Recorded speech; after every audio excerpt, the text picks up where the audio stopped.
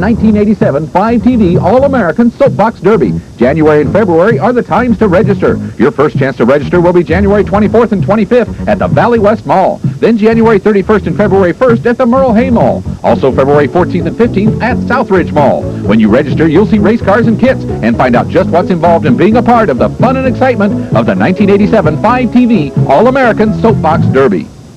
This is your TV station, 5TV.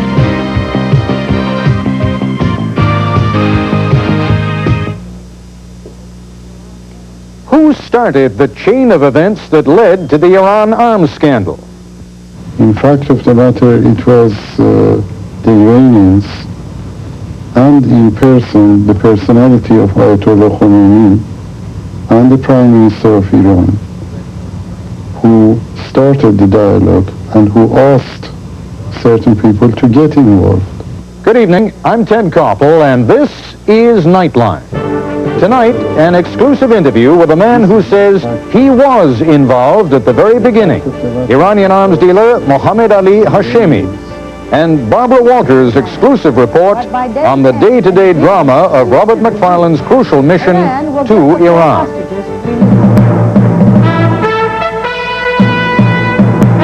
This is ABC News Nightline. Reporting from Washington, Ted Koppel.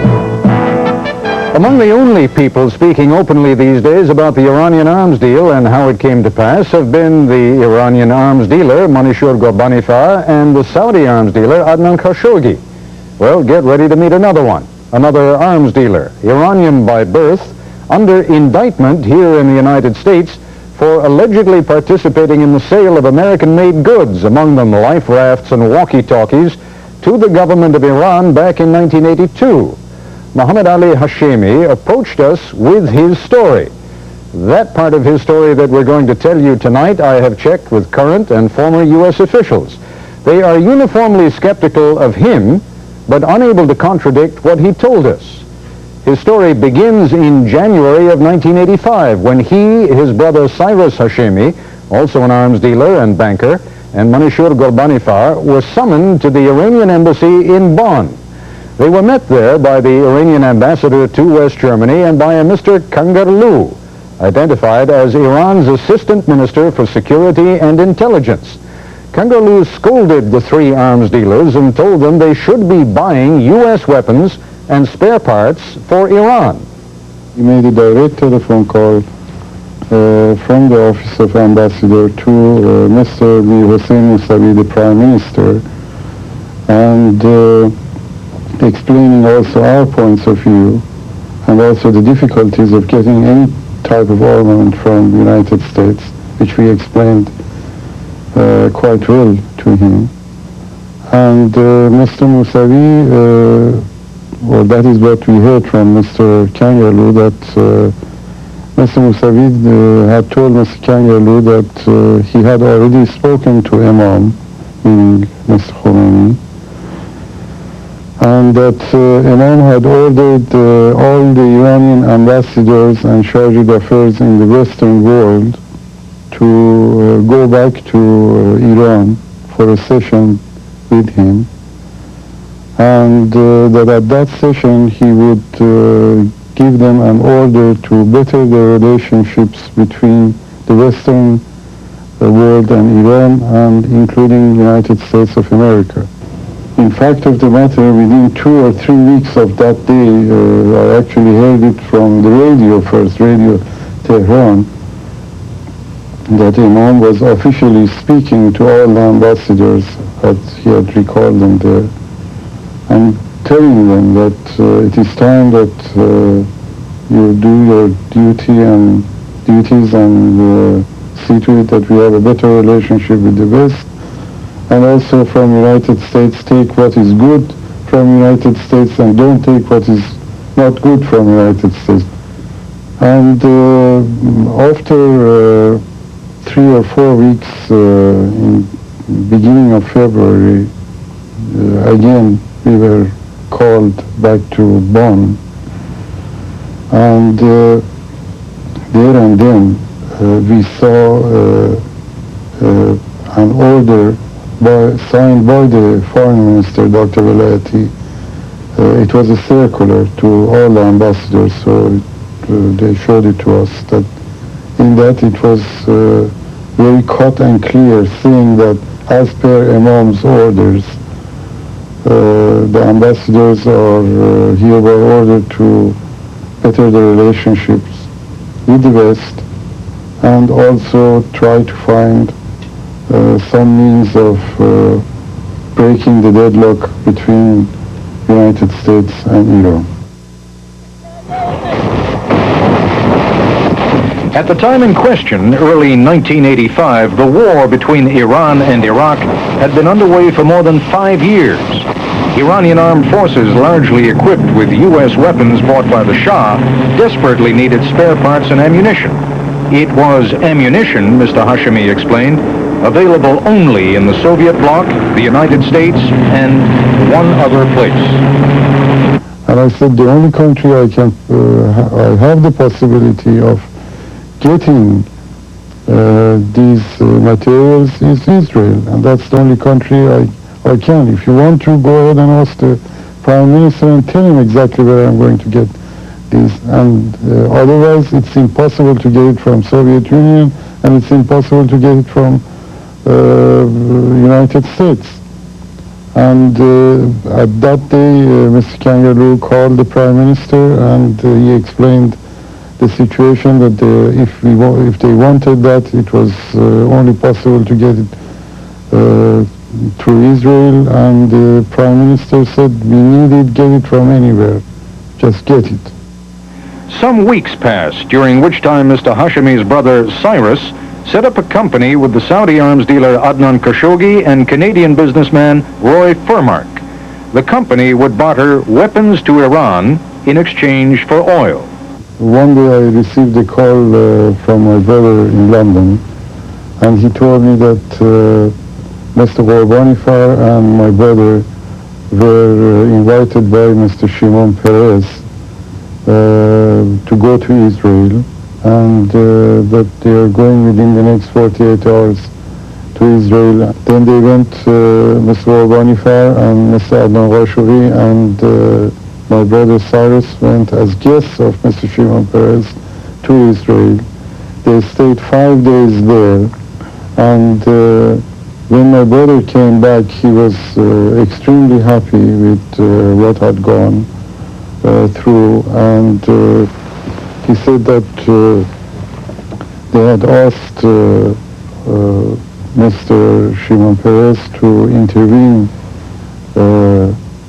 with United States, and in order for Mr. Shimon Peres to be absolutely sure, Mr. Ghorbanifar had actually made a call directly from Israel to the Prime Minister of Iran and had spoken to the Prime Minister of Iran while Mr. Nimrudi and Mr. Peres and several others were listening in. So on that basis, Mr. Shimon Peres knew that he was talking to the right people. At least they were definitely the representatives of the Iranian government, and made certain promises that he would carry, and as we have seen, it was carried out.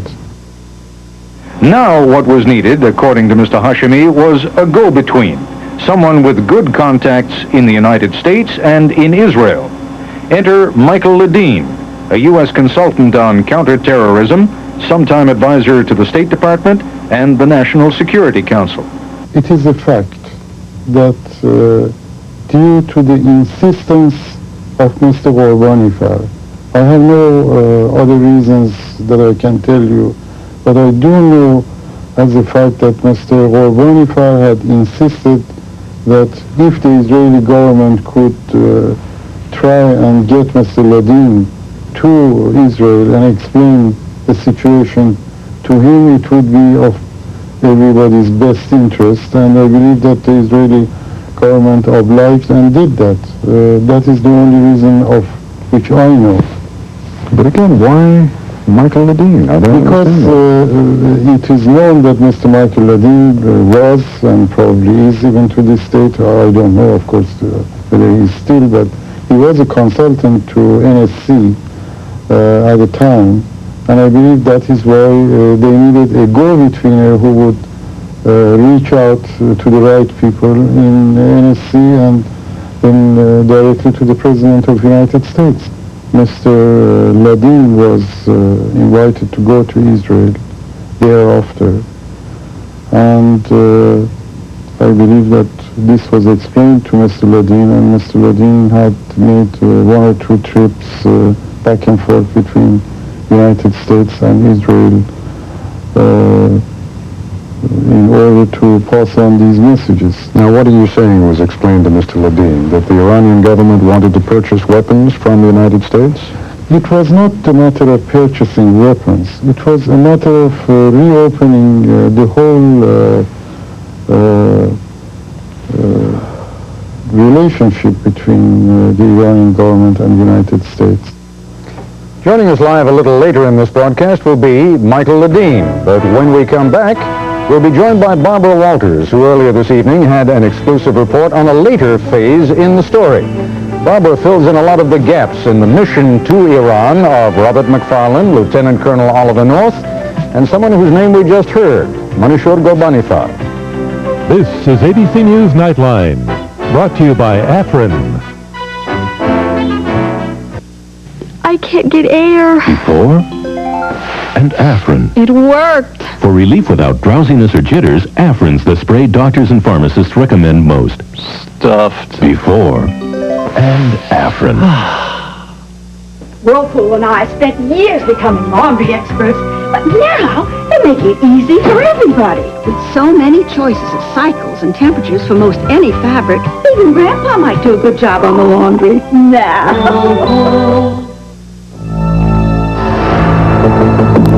Before you decide on which German luxury sedan best suits you, just remember, the Audi runs in only the best of circles. If you want performance and handling in a German luxury sedan,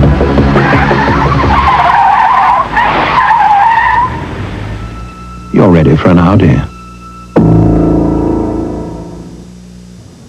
When Krolof's Furniture decides to throw a sale, do we have a sale? It's Krolof's half-price furniture spectacular. The lowest prices of the year. Dinettes and bedroom furniture. Sleeper sofas and family room furniture. Save 50% and more on hundreds of beautiful home furnishings. It's all here at Krolof's Furniture. Buy now, no payments till April. Selection is fantastic, the price is even better. All right, everybody, quick, line up. We're ready for you. Is this Charlie someone you know? Just mine. That guy's like a time bomb in there. Next time it's good for you. Paralyzed from the waist down. Oh, dear. That's my favorite half. He's expecting you to work on him, but since you refuse, then you can be the one to tell him why. This is one job I sure as hell won't do for you. Trapper John, weekday afternoons at 3 on 5 TV.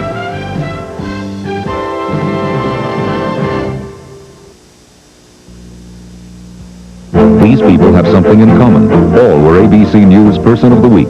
Friday we'll choose again, and who it is may surprise you. Watch World News Tonight with Peter Jennings. As we heard earlier in this broadcast, the government of Iran during the first weeks of 1985 encouraged several Iranian arms dealers and one Saudi to purchase U.S. weapons, spare parts, and ammunition anywhere and any way they could. By May of 1985, a direct but fragile link between Iran and the United States had been established. Former National Security Advisor Robert McFarland led a secret delegation to Iran. Barbara Walters joins us now with some fresh details that she's learned about that mission. But before we get into the mission specifically, Barbara, let me ask you this.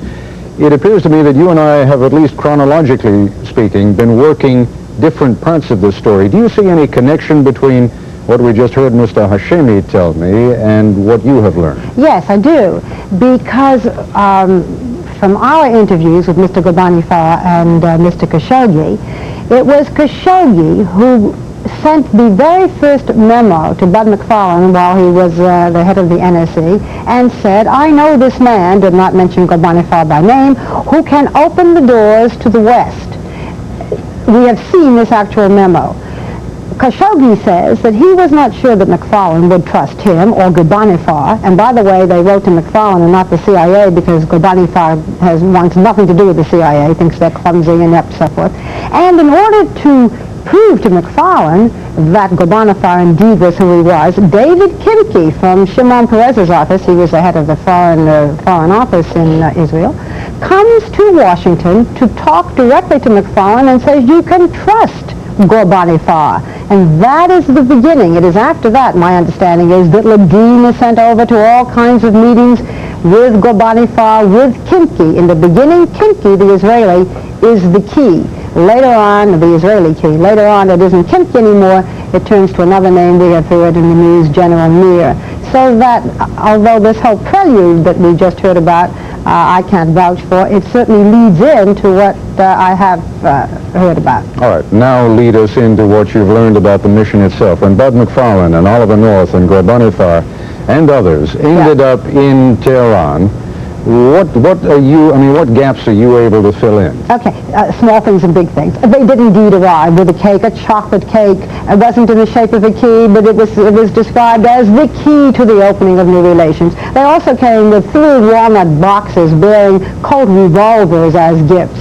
They come there, the Americans, to open the door further to Iranian-American relations, and also to get the 4 hostages back and the body of William Buckley. As they are there, and by the way, Kangaloo, this name we heard, was one of the Iranian negotiators. That's never been totally confirmed, but that's what we have heard. He plays an important part. In any event, McFarlane is there 4 days, and during those 4 days, he's saying, I want all 4 hostages. The Iranians are saying, we can't give you all 4 because Khomeini has not agreed to release the 4. In the beginning, Khomeini didn't even know that McFarlane and North were in the city. This was news to him. He hadn't expected them to come. So the Iranians are saying, please take 2 hostages. Take 2. Then when a plane comes from America bringing us the spare parts that we want, we'll give you the other 2. Wait, you can go home with all 4. No, says McFarlane, I will not just take the 2 now. I am under orders from my president, these are his quotes, to get all 4. They argue back and forth, the Iranians pleading with him to stay. Take 2 now, when we'll get you the other 2. McFarlane saying 4 or none. And finally, on day 5, McFarlane leaves. Now, depending upon how you look at it, he is either wonderfully strong in his negotiations with the Iranians. He says all or nothing. I mean, after all, how can you trust these guys? Or, why didn't he take the 2? At least we would have had 2. Now, that is the gist. One of these names that keeps cropping up again and again and again, and it turned up as we've just heard in my conversations with Mr. Hashemi, Mansour Ghorbanifar. He went over there with them. He is sitting in Tehran. He is there in every meeting. What happens is after this falls apart, and Ghorbanifar is the middleman. He is there representing the Iranians, but he's also very close to the American negotiations. He's been talking to them. If all falls apart and McFarlane and everybody goes back to America, the Americans start dealing directly with Rafsanjani, who is the Speaker of the Parliament. Now, Rafsanjani is not as close to Ghorbanifar. Ghorbanifar has his own men. He has his own faction whom he wants to have power. Remember that one of the bases of Ghorbanifar getting involved is that there are 3 factions in Iran all vying for power should Khomeini die. Right now they're all under Khomeini, but if he dies, which one gets the power? If Ghorbanifar man, the Ayatollah Montazeri, gets the power, Ghorbanifar is the kingmaker. This is his fellow. Beyond that, Ghorbanifar had a lot of money in Iran, $100 million, which the Iranian Revolution confiscated. He'll get that money back. It's important to him, for Montazeri, his guy, to be the one with the power. And Barbara, just to wrap up this phase now, it is as a consequence of those 4.5 days that you've just described that the whole story is blown. Well, what happens is that the Americans start dealing directly with Rafsanjani. Ghorbanifar and Montazeri say, hey, this is no good. We're losing out. These are my words, not theirs. And they leak the story. First to Syria, and then Syria tells the Lebanese publication, and the whole deal is exposed. Barbara, I thank you. When we come back, we'll be joined by one of the players involved in the U.S.-Iran-Israeli connection, Michael Ledeen, an expert on Iran and on terrorism, and a former special advisor to former Secretary of State Alexander Haig. In 1986, American Express introduced Buyer's Assurance. It was such a big hit, we're extending it through 1987. What a nice break. Be sure to register your purchases, and if you're not already a card member, don't wait. Apply now. Here's the smorgasburger! Crispy chops and cheese and chicken. Let's degrade the beef and liver. Then we mix it all together. Now you got the smorgasburger. Smorgasburger from Kettle Ration. It's like a smorgasbord in a bowl. Here's Jerry with a new car. What'd you pay for it? About $5,500. Are you kidding? Does it run on batteries? What's it made of? Clay paper? Does it have a motor? Does it have a motor? Can I kick the tires? Will the door come off the hinges? Hey, guess what? It's a Subaru! Oh, a Subaru! Subaru! Only one inexpensive car is built like a Subaru. Introducing the Subaru Justy. Inexpensive and built to stay that way. Such a smart boy. Oh.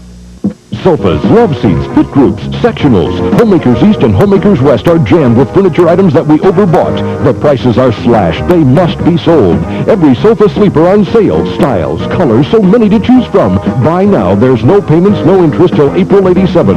Fantastic bargains on recliners, Action and Lazy Boy priced way down. Tremendous buys on Sealy mattress and box springs, including Sealy Posturepedic. Homemakers East on Hubble, Homemakers West on Douglas, Iowa's largest furniture stores. The girls meet the ex-Mr. Garrett. Hello. Hello, I'm Robert Garrett. Mrs. Garrett's husband? Ex. Wow, an X-rated husband. Edna, is there some place that we can talk? We have nothing in common anymore. There's nothing to talk about. Edna. Well, we'll think The of a Facts subject. of Life, weeknights at 6:30 on 5 TV.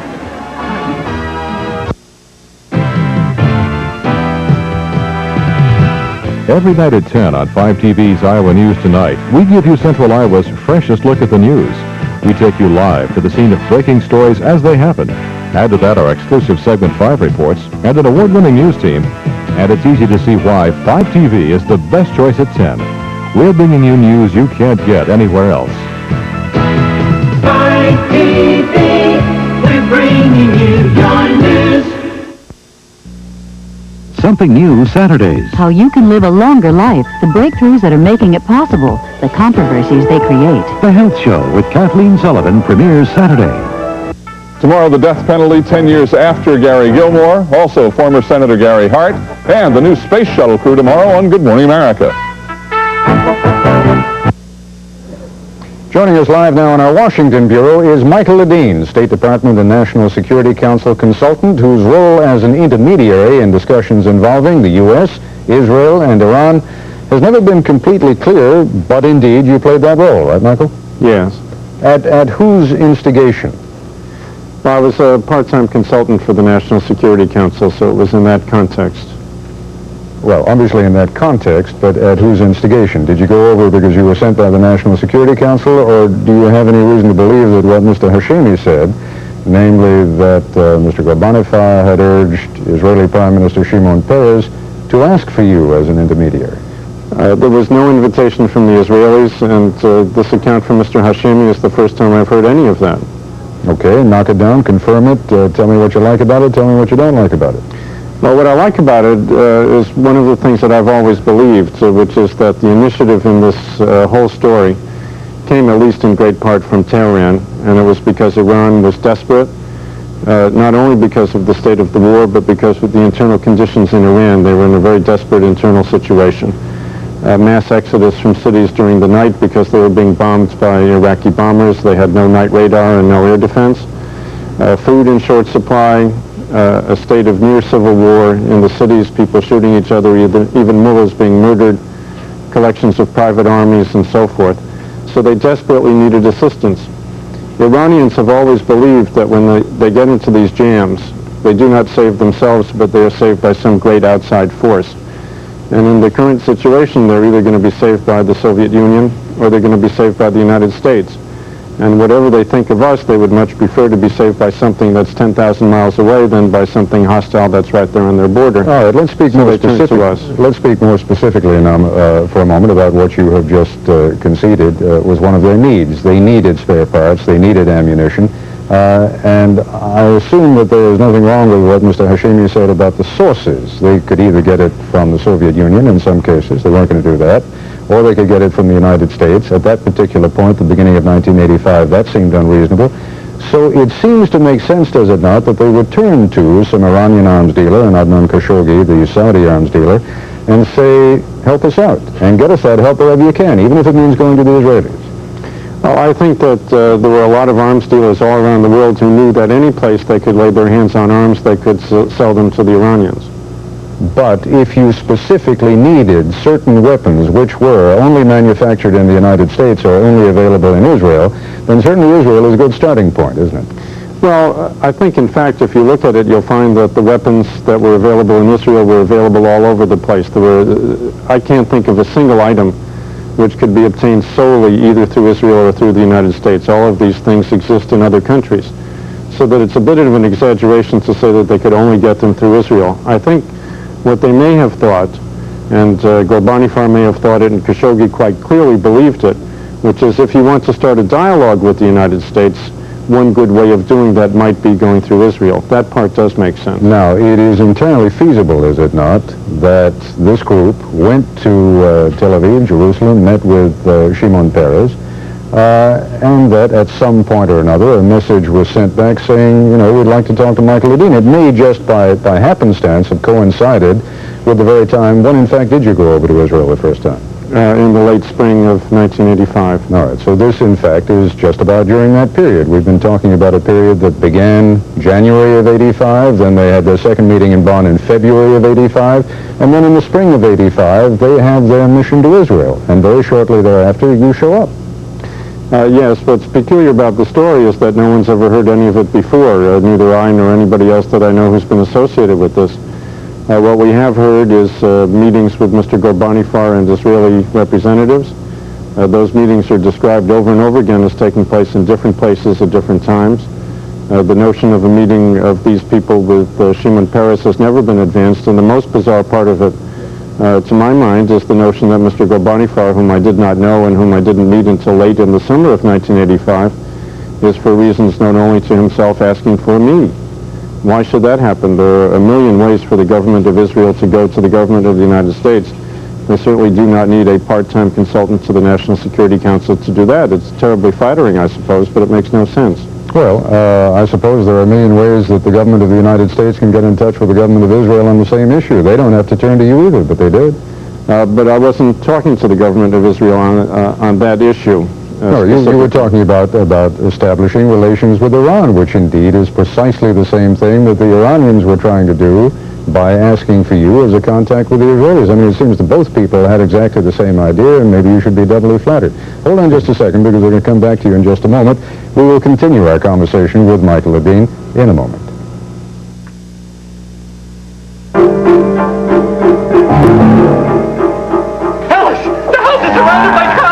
Cows get very upset when you eat Chex brand cereals without milk. Lock the doors.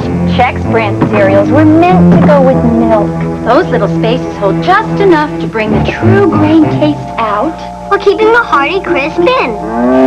Look! So don't eat Chex without the milk. Fact. Americans are investing their money in unprecedented numbers. Fact. Investing is easy. Making money is hard. Fact. If you're not a professional, you're an amateur. Before you invest, talk to a professional. Ask a securities broker about the investment products of Kemper Financial Services. Mutual funds, money market funds, unit trusts, life insurance and annuities, real estate. Kemper Financial Services. A concern for your future. The Civic four-door sedan. Let's back into it slowly. Last, there's a roomy trunk. Next to last, a room for adults in back. Then a comfortable driver's seat. And up front, a low hood for better visibility. Now you've got something to look forward to.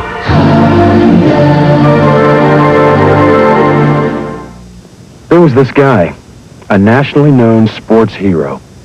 And then I got busted. As a result of my lust for cocaine, I bypassed high and went straight to messed up. I mean, zoom. There was no stopping. Some of you know exactly what I'm talking about because you're taking the exact same ride. A phone call could help you. It took prison to help me. Call 1-800-662-HELP. I'd like to ask the indulgence of our affiliates. I just want to spend a couple more minutes with Michael Ledeen, so we will go just 2 minutes beyond our allotted time. Michael, what was the purpose of your first trip to Israel? And in fact, there was more than one, during this period. But the purpose was very simple. I was just simply looking at the question of Iran and trying to understand better what Iran was doing, what the relationship was between the government of Iran and international terrorism, and simply trying to increase our knowledge and understanding of that situation. It was nothing nearly so specific as trying to establish relations with the government of Iran. That would have been totally outside the context of the sort of research that I was conducting. So you were simply on a fact-finding mission? You wanted to talk to Israeli specialists and get their information? Yes, that's right. And you didn't meet with Shimon Peres or any people like that? No, I met with a great variety of people, but I did not discuss any of the subjects that Mr. Hashemi has described tonight, nor did we talk about the question of relations or hostages or weapons or any such thing. Well, leave aside for a moment hostages and weapons. I know you've told me previously you didn't discuss that, but surely one way of diminishing the kind of terrorism that would be sponsored by Iran would be the possibility of bettering relations with Iran. That would seem like a logical thing to discuss even in the context that you've mentioned. No, I agree. It would have been logical, but I didn't discuss it. I was just simply talking about Iran itself and how we could better understand it. But you were there more than once. Each time just there on a fact-finding mission about counterterrorism and discussing what the Israelis knew about Iran? Well, after a while, once the contexts were established, the conversations became broader. But so far as my discussions with the Israelis themselves were concerned, yes, that was the subject. When you say the contacts, you mean whom? Well, once Mr. Ghorbanifar had come forward and meetings with him began, then a whole range of subjects came onto the table that had not been there before. But you're telling me that Ghorbanifar and you didn't get to know each other until the summer of 1985, and we've just heard Barbara tell us that in May of 1985, during this mission, Ghorbanifar became suddenly irrelevant because now there was a direct contact. No, I think it's May of '86 because the McFarlane trip to Tehran is '86. It's a year later. Ah, I beg your pardon. Okay. And what continues to perplex me is the notion that Ghorbanifar in May of '85, before we had ever met, is asking for me when I had no diplomatic function, had not played any such role, and we did not know each other. It just doesn't sound right to me. Well, you do now, and you can ask him, and I'd be interested in knowing what he tells you if you share it with me. If I find out, I'll certainly share it with you. Thank you. Michael Ledeen. Watch World News Tonight with Peter Jennings tomorrow to find out whom ABC News has chosen as Person of the Week. That's our report for tonight. I'm Ted Koppel in Washington. For all of us here at ABC News, good night. When you can't read and write, deep down in the inside of you, there's a pain, there's a hurt. And when I broke out and said, hey, I can't read, I've never been to school, that freed me. It is something that I can't explain. I'm so free. All the guilt for many years in my life now has turned into joy. It's never too late to learn to read. If you need help, or if you can help someone else, call this number. This has been ABC News Nightline. If you wish a printed transcript of this or any Nightline broadcast, please send $3 to Nightline Transcripts, 2 John Street, New York, New York, 10038. Nightline is a presentation of ABC News. Friday. I'm going to trust you with my life. What are you talking about? Dad, no. The alien reveals himself to a blind girl. You have the gift. It's in your hands. You're a healer. She wants me to make her see. Can you? Starman. Tomorrow.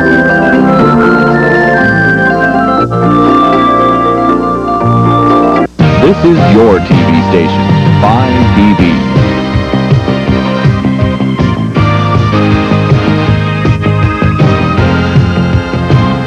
Open up, Hampton.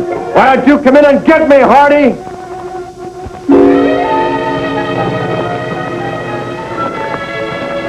Get up, loft. Me?